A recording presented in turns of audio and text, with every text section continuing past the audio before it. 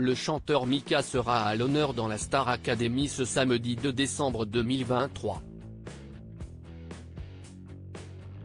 Il chantera un medley de ses tubes si joyeux.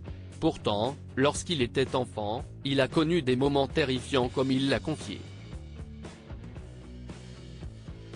Mika, Chimène Badi, Neige, Charlotte Cardin et Slimane sont les prestigieux invités du prime de la Star Academy ce samedi 2 décembre.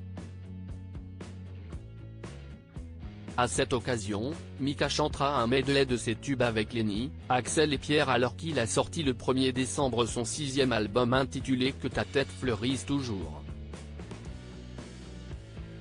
Si est pour parler de cet opus qui est son premier en français que Mika a accordé une interview au magazine Paris Match.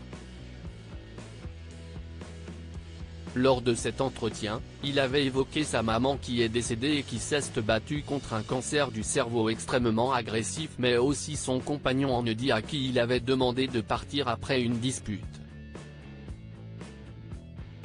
Le chanteur a aussi parlé de son enfance et a fait une révélation inattendue.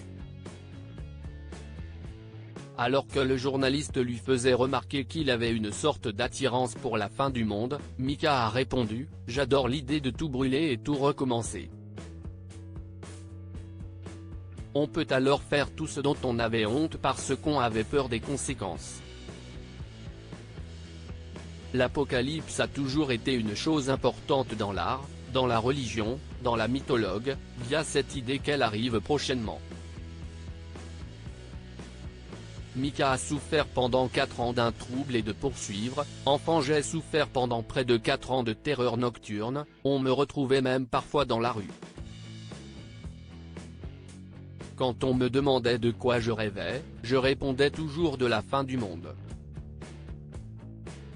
Si est drôle, parce qu'aujourd'hui je suis extrêmement joyeux. Mais peut-être que la musique m'a aidé à me stabiliser. En se renseignant sur les terreurs nocturnes on se dit que cet épisode n'a pas dû être sympathique à vivre pour Mika. Ce trouble du sommeil réside dans le fait que la personne n'est pas consciente ou pas entièrement consciente de ce qu'elle fait. L'enfant se met à hurler, à pleurer, à sangloter, à crier. Il semble voir des choses terrifiantes et pire encore, si ses parents cherchent à le consoler, il ne semble pas les entendre. Ajoutez à cela un rythme cardiaque qui s'accélère, des sueurs et voilà. Le lendemain, en revanche, il ne se souvient de rien. De quoi en effet être terrifié.